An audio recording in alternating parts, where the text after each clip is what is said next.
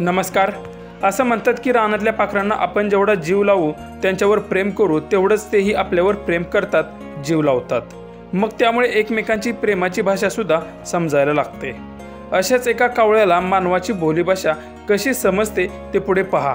पण त्याआधी चॅनलवरती नवीन असाल तर आपला RG मराठी न्यूज चॅनल जरूर सबस्क्राईब करून घ्या. आपण आपल्या घरामध्ये बरेच पाळीव प्राणी पक्षी पाळत असतो, पण असे न करता पक्ष्यांना त्यांच्या दुनियेत जाऊ द्या. ते स्वतःहून आपल्याकडे येतील असं काहीतरी करा. मग असाच एका गॅलरीमध्ये स्वतःहून एक कावळा येतो.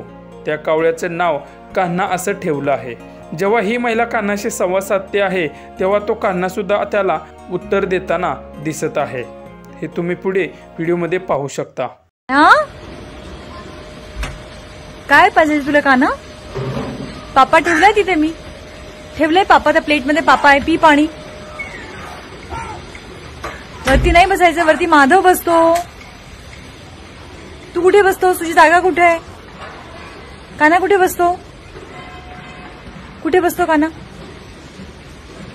मला बसून दाखव, कान्हा कुठे बसतो? अग बाई, किती गोड. इथे बसतो का कान्हा? अजून थोडं बाजूला सरक.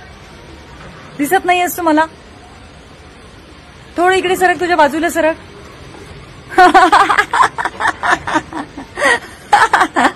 दिसला दिसला दिसला दिसला. इकडे येणारच का? माझ्याकडे येणार. इकडे इकडे येतो.